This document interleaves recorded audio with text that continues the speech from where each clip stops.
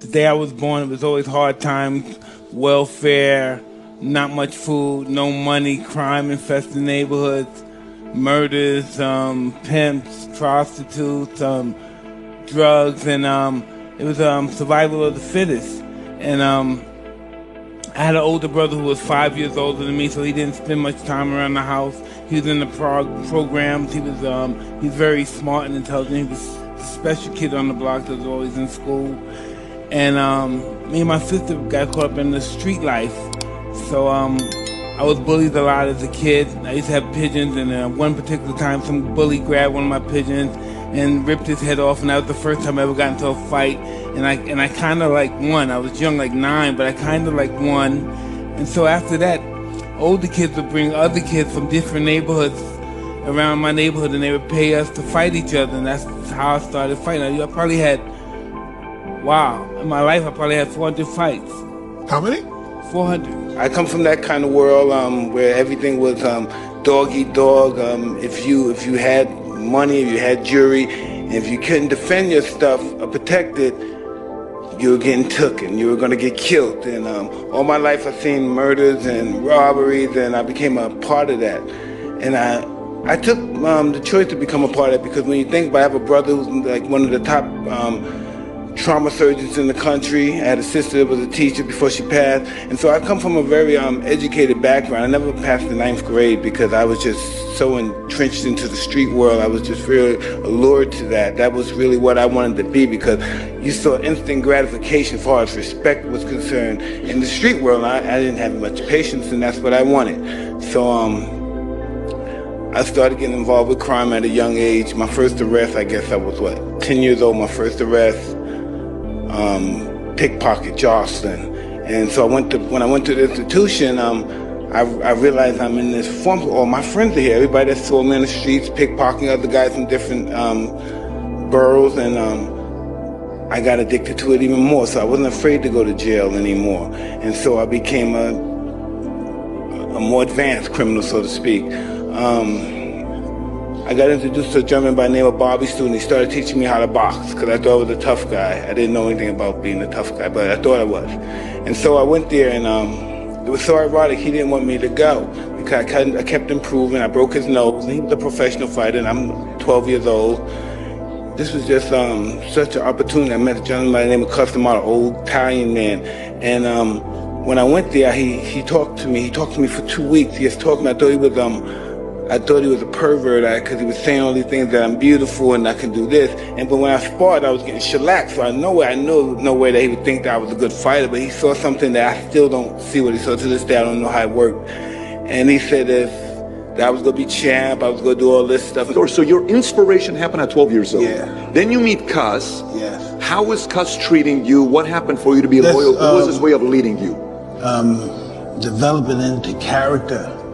And that's why I had a wonderful time with him, because everything about his life was about me. And so I never had a father, but I know what it's like to want to make a father happy. And so I wanted to be champion to make him happy. Cus knows when to put the gas on and when to put the brakes on. You know, that's what a teacher does. He's a teacher. We all teach everyone. All of us teach everyone.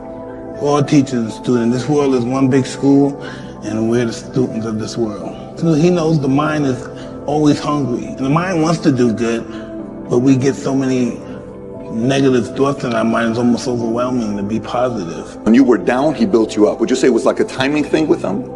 No, it was no game. You know, there's so much power in humbleness. You know, when I'm promoting the fight, I say outrageous things and stuff. But I know the power of humbleness now. How did you learn that? I have to lose everything. You have to be the champion before you become the champion, so that means lifestyle.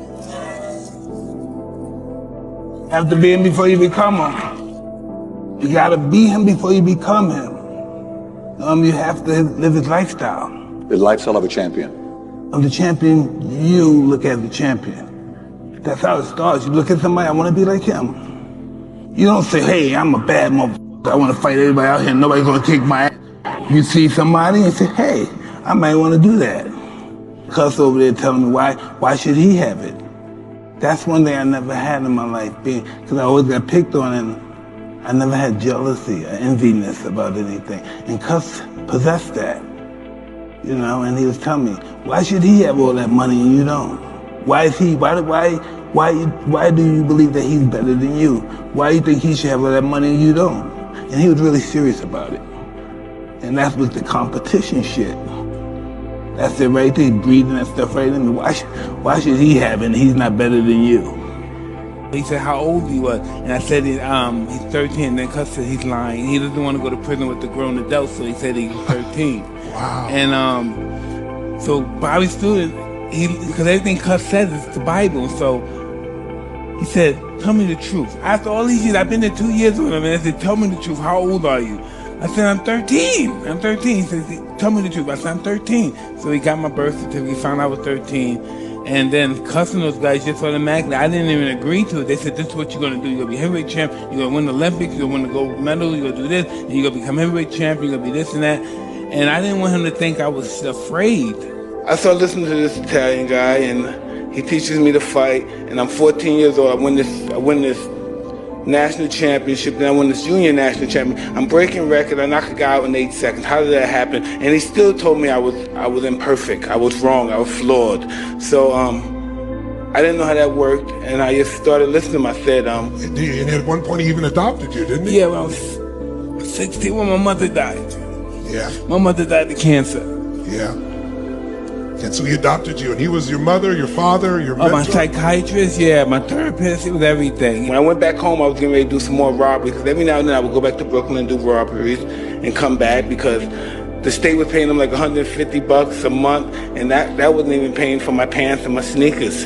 So I always went back home and did robberies and came back with nice clothes and told them that my friends gave me these clothes because their older brother can't fit them anymore, something like that, some ridiculous story. And one day when we were going to do another robbery, a friend of mine was telling me, no, you're with those white people, Mike, stay with them. These people love you, Mike. I saw you win this champion. They love you. I became champion at 20 years old, the youngest champion ever. I won titles, I had everything in the world, but I still had that darkness in me. I had hundreds of millions, I had money, but I still had that darkness in me. That darkness wasn't out of me yet.